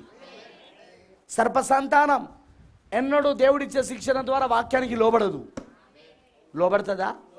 వాక్యానికి లోబడదు. హల్లెలూయా. దేవుడి వాక్యానికి అది లోబడదు. దేవుడిచ్చే శిక్షణ ద్వారా ఒక దేవుని బీజమే దేవుడి వాక్యానికి లోబడుతుంది. వింటున్నారా? నువ్వు దేవుని బీజమైతే, నువ్వు దేవుని సంతానమైతే, ఆమేన్, విశ్వాసము సంతానమైతే ఖచ్చితంగా నువ్వు వాక్యానికి లోబడతావు. శ్రమల ద్వారా నీకొస్తున్న శ్రమలు, నీకొస్తున్న శోధనలు, నీకు వస్తున్న నిందలు, నీకు వస్తున్న అగ్ని లాంటి పరీక్షలు, అవి నిన్నేం చేస్తాయంటే వాక్యానికి విధేయతను చూపించడం చేస్తాయి. అవి ఇంకా నియంత్రణలోకి వస్తావు. సర్దుకోది కాదు, అది సర్దుకొని పోవడమో లేకపోతే నీకు నువ్వుగా మోసపరుచుకునే విధంగా ఆలోచించడమో, వస్తూనే ఉంటాయి పోతూనే ఉంటాయి, అట్లా కాదు. ప్రతి శోధన వెనకాల ఏదో ఉన్నది. దేవుడు ఏదో పాఠాన్ని నాకు నేర్పిస్తున్నాడు. ప్రతి శ్రమల వెనకాల, ప్రతి పరీక్ష వెనకాల దేవుడు నాకేదో నేర్పిస్తా ఉన్నాడు. ఆయన you have to watch it. దాన్ని గమనించాలి. నీకేమైనా రాని, దాని వెనకాల దేవునికి ఒక ఉద్దేశం ఉంది, దేవునికి ఒక ప్రణాళిక ఉంది. అది నెరవేర్పు చేయడానికి, నువ్వు పూర్తిగా ఆయన వాక్యానికి లోబడడానికి, ఆయన నియంత్రణలోనికి నువ్వు రావడానికి, ఆయన అదుపులోనికి నువ్వు రావడానికి, ఆయనకు విధేయుడుగా మారడానికి దేవుడు వాటిని అనుమతిస్తూ ఉంటాడు. దుర్బీజమైతే, సర్పసంతానమైతే, దుర్బీజమైతే అస్సలు దాన్ని అంగీకరించదు, పట్టుకోలేదు దాన్ని. వింటున్నారా? కానీ దేవుని బీజమైతే, దేవుని సంతానమైతే దాన్ని పట్టుకోగలుగుతుంది. అందుకే దుర్బీజికి ఎంత శిక్షలు దేవుడు విధించినా మారుమనసు పొందడు, విధేయుడు కాదు, వాక్యానికి విధేయత చూపించడు. ఆమె చూపించదు. ఆమె ఎందుకు? దుర్బీజం, సర్పసంతానం వాళ్ళు. కానీ దేవుడి సంతానం దేవుని శిక్షకు అంగీకరిస్తుంది. ఎందుకంటే దేవుడు తను ప్రేమించి వారందరినీ గద్దించి శిక్షిస్తాడు ఆయన. సో ఆయన గద్దిస్తున్నాడు, శిక్షిస్తున్నాడు అంటే నేను దేవుని బీజము, అందుకే దేవుడు నన్ను గద్దిస్తున్నాడు, నేను వాక్యానికి లోబడవలసి ఉన్నది, కవరింగ్ చేసుకోవడం కాదు, లోబడాల నేను అని లోబడడం మొదలు పెడతావు. ఏ విషయంలో లోబడాలనో నేను చెప్పాల్సిన అవసరం లేదు. ఆ సమయంలో దేవుడే చెప్తాడు నీకు. నువ్వు చేసే తప్పేందో దేవుడే చెప్తాడు, నువ్వు చేసే పొరపాట్లు ఏందో దేవుడే చెప్తాడు. పాస్టర్గా మీకు వ్యక్తిగతంగా వచ్చి, బ్రదర్ నువ్వు ఈ తప్పు చేస్తున్నావు, సిస్టర్ నువ్వు ఈ తప్పు చేస్తున్నావు, అందుకే నీకు ఈ శ్రమలు వచ్చినాయి, అందుకే నీకు వచ్చినా నేను చెప్పడానికి వీలు లేదు. అక్కడ నాకు తెలిసినా నేను చెప్పను, ఎందుకంటే అది మీకు బయలుపరచబడాలా. దేవుని ఆత్మ మీకు బయలుపరుస్తాడు. ఆ పరీక్షలు అందుకే వస్తాయి, ఆ శ్రమలు అందుకే వస్తాయి, ఆ శిక్షలు అందుకే వస్తాయి. కొన్నిసార్లు శిక్ష కూడా వస్తుంది. దేవుడు శిక్షిస్తూ ఉంటాడు మనల్ని. ఎందుకు అంటే నువ్వు ఆయన వాక్యానికి లోబడాలని. నాకెందుకు జరిగింది ఇది, అయ్యో నాకెందుకు జరిగింది ఇది, చాలా విషయాలలో నువ్వు లోబడతలేవు, అందుకే జరిగింది. దేవునికి లోబడేటట్లుగా దేవుడు ఎలా చేయాలో దేవునికి బాగా తెలుసు. నాకైనా మీకైనా ఎవరికైనా అదే సమన్యాయం ఆయన దగ్గర.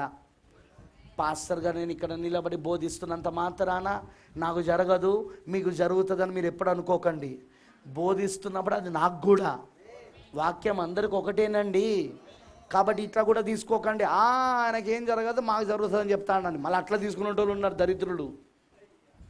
అవునండి, అట్లాంటి వాళ్ళు కూడా ఆలోచించేటోళ్ళు ఉన్నారు.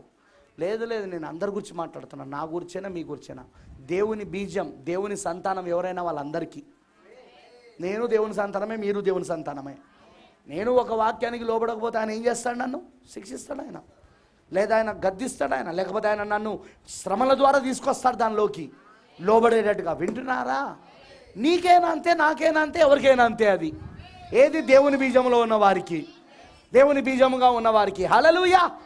దేవుని సంతానంగా ఉన్నవారికి. అర్థమైందని చెప్పింది సందా. సో డోంట్ నాట్ ఫర్గెట్, దాన్ని మర్చిపోకండి. కొంతమందికి శిక్షలు వస్తుంటాయి, అర్థం కాదు వాళ్ళకు ఎందుకు వస్తున్నాయో. దేవుడు వాళ్ళని శిక్షిస్తూనే ఉంటాడు, కానీ వాళ్ళు ఏ రోజు కూడా మోకరించి నాకు ఎందుకు ఇది జరుగుతున్నది ప్రభువా, నా జీవితంలో నువ్వు ఎందుకు అనుమతించినావు దీన్ని అని దేవుని దగ్గర ప్రార్థించారు. మొండిగా వెళ్ళిపోతుంటారు, మూర్ఖులుగా వెళ్ళిపోతుంటారు, మూర్ఖ ప్రజలు వాళ్ళు. అదే దుర్బీజులు. కానీ దేవుని బీజం అలా కాదు. బ్రతబానం అంటాడు,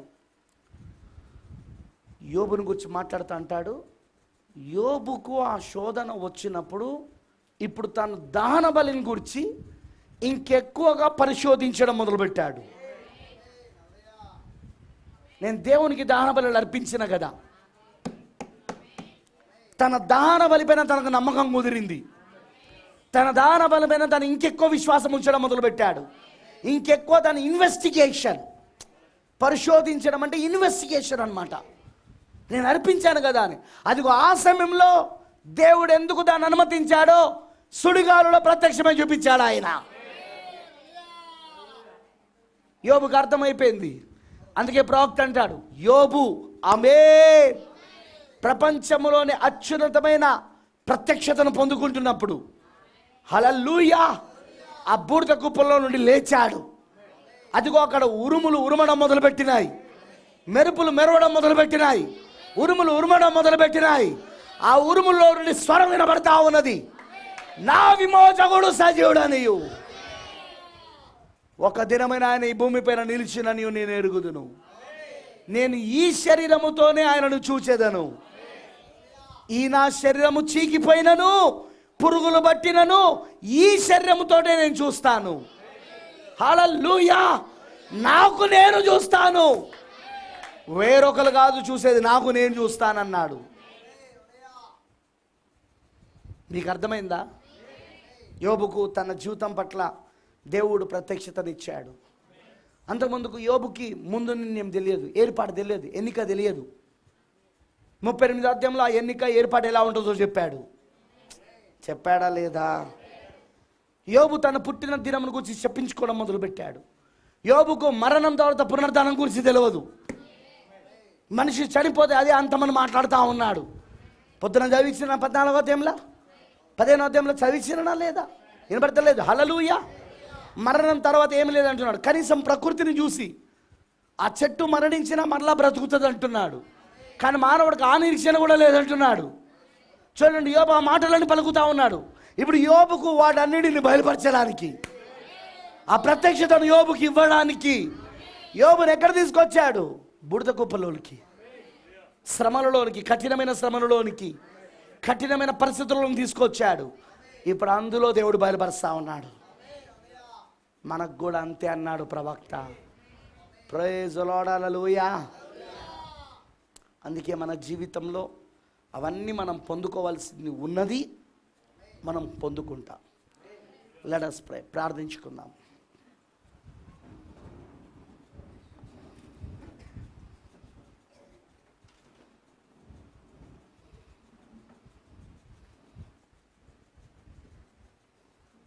రెండు చేతులు పైకెత్తి పూర్తిగా దేవుడికి అర్పించుకుందాం.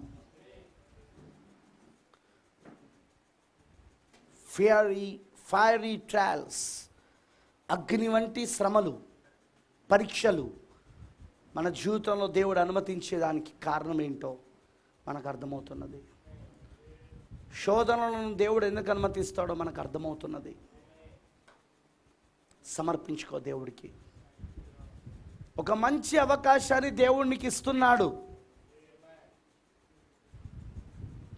నువ్వు ఒక దేవుని కుమారుడవైతే, ఒక దేవుని కుమార్తెవైతే, నీ జీవితంలో దేవుడు అనుమతించేది ఏదైనా సరే దాని వెనకాల దేవుడు ఒక పాఠాన్ని నీకు నేర్పించాలని, వాగ్దానాలను నీకు బయలుపరచాలని, ఆయన వాక్యం యొక్క నియంత్రణలోనికి నువ్వు రావాలని, ఆయనకు పూర్తిగా నువ్వు లోబడాలని దేవుడు అదంతా చేస్తూ ఉంటాడు.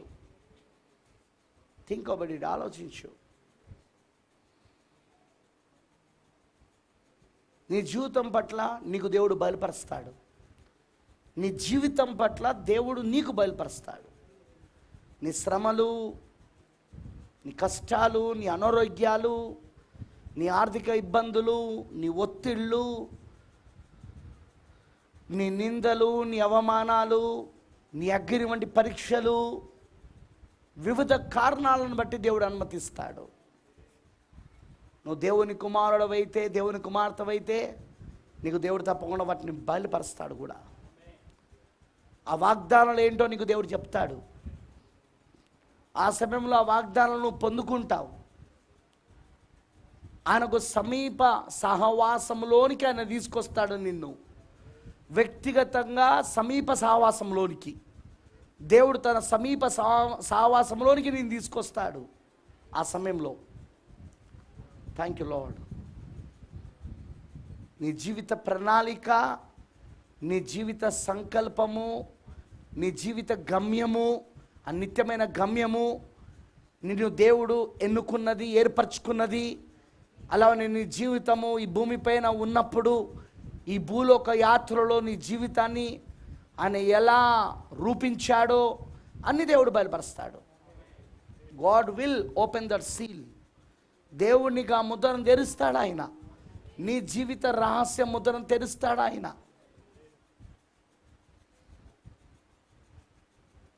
సమర్పించుకో దేవుడికి, అర్పించుకో దేవుడికి.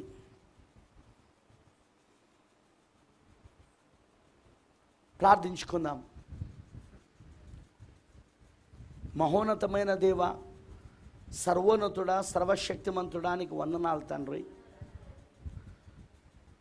మా విశ్వాసములను బలపరచుటకు, మా శ్రమలలో మేము ఆదరణను, ఓదార్పును, బలమును పొందుకొనుటకు ఈ రాత్రి నువ్వు మాతో మాట్లాడినందుకు వందనాలు దేవా. ఒక విశ్వాసకి శోధనలు ఎందుకు వస్తాయో, శ్రమలు ఎందుకు వస్తాయో, అగ్ని వంటి పరీక్షలు ఎందుకు వస్తాయో స్పష్టంగా మాకు అర్థమవునట్లు చేస్తున్నావు. మా జీవితంలో అవన్నీ ఎందుకు నువ్వు అనుమతిస్తావో అర్థమవుతున్నది. భక్తుల జీవితాన్ని మేము గమనించినప్పుడు ప్రతి వారికి, యోబుకి ఎలాగైతే ప్రభువా ఆ బూడిద కుప్ప ఉన్నదో ప్రతి వారికి ఏదో ఒకటి ఉండడం మేము చూస్తున్నాము. మా జీవితంలో కూడా ఉంటుంది, ఏదో ఉంటుంది. యోబుకున్నట్లుగా ఒక బురద కుప్ప ఉంటుంది మాకు కూడా. ఆ బురద కుప్పలో ఉన్నప్పుడే యోబు అవన్నీ మాట్లాడగలిగాడు. యోబు అవన్నిటిని ప్రత్యక్షతలు పొందుకోగలిగాడు. యోబు తన దినము గురించి శపించుకున్నాడు. తాను ఏ రోజైతే పుట్టాడో తన పుట్టినరోజును శపించుకున్నాడు. కానీ యోబుకు దేవుడు బయలుపరిచాడు తాను ఎందుకు పుట్టాడో, ఆ పుట్టబడిన దినం ఎంత దీవించబడిందో, తాను పుట్టక మునిపే ఎలా ఏర్పరచబడ్డాడో, ఎలా ఎన్నుకోబడ్డాడో. దేవా, ఆ శ్రమల వెనకాల, ఆ కఠినమైన పరీక్షల వెనకాల తన జీవితంలో దేవుడు ఏ వాగ్దానాలను నెరవేర్పు చేయవలనని బయలుపరుస్తున్నాడో తనకు అర్థమైంది ప్రభువా. మేము కూడా అంతే తండ్రి. ప్రభు అయిన దేవా, ఈ రాత్రును తప్పకుండా నీ కృప దయచేయి. పరిశుద్ధ గ్రంథం అనేది రాయబడక మునుపు యోబు జీవించాడు, యోబు బ్రతికాడు. జలప్రలయము తరువాత యోబు భూమిపైన బ్రతికాడు. అవును, ఆ ప్రపంచమంతా ఒకే భాషలో, ఒకే పలుకులో ఉన్న సమయం తర్వాత యోబు బ్రతికాడు. తనకు అప్పుడు ఏ పరిశుద్ధ గ్రంథం లేదు, కానీ గొప్ప బయలుపడడానికి ఇచ్చావు ప్రభువా. ఈరోజు మాకు పరిశుద్ధ గ్రంథం ఉన్నది, ఈరోజు మాకు వాక్యం ఉన్నది చదువుకోవడానికి, వినడానికి, ధ్యానించడానికి. కానీ యోబుకు అవి ఏవి లేవు. ఒక చెత్త కుప్పలోనికి ఆయన తీసుకెళ్ళిపోయావు, ఒక బూడిద కుప్పలోనికి ఆయన తీసుకెళ్ళిపోయావు. హల్లెలూయా. కానీ అక్కడే గొప్ప ప్రత్యక్షతలు పొందుకున్నాడు. అది మూల పురుషుడైన అబ్రాహామును కూడా ప్రభావితం చేసిందని ప్రవక్త చెప్తా ఉన్నాడు. అది ఆ తర్వాత వచ్చిన భక్తులందరినీ యోబు యొక్క ప్రత్యక్షత ప్రభావితం చేసింది. అది ఓ ప్రభువా, నీ కృప మాకు కావాలి ఈ రోజున, నీ దయ మాకు కావాలి తండ్రి. మా జీవితం పట్ల కూడా నీ ప్రణాళిక మాకు బయలుపరచబడాలి.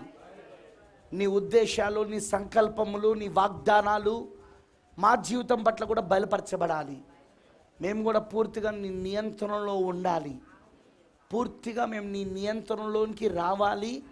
మమ్మల్ని నువ్వు అదుపులో చేసుకోవాలి. మేము విధేయత కలిగి ఉండాలి ప్రభువా.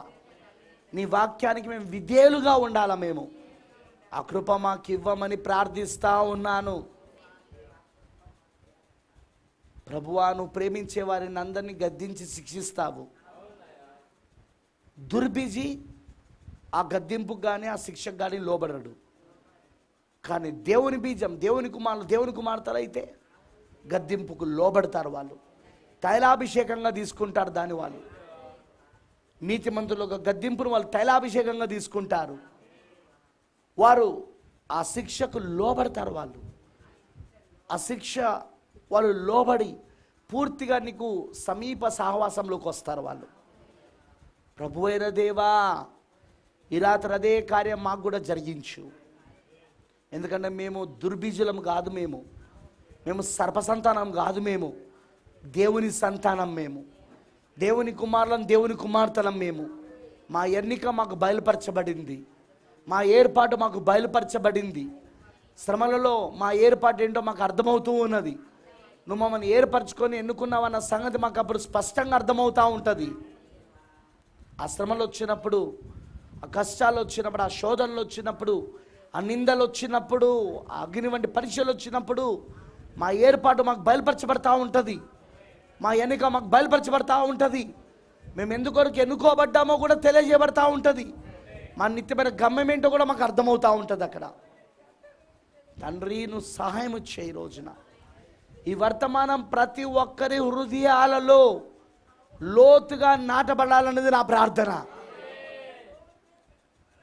ఎవరెవరైతే నీ వధువుగా, నీ పెళ్లి కుమార్తెగా నువ్వు ఏర్పరచుకున్నావో వాళ్ళందరిలో ఈ వర్తమానము లోతుగా నాటబడును కాక. ఖచ్చితంగా వాళ్ళు దీన్ని గ్రహించుదురు కాక.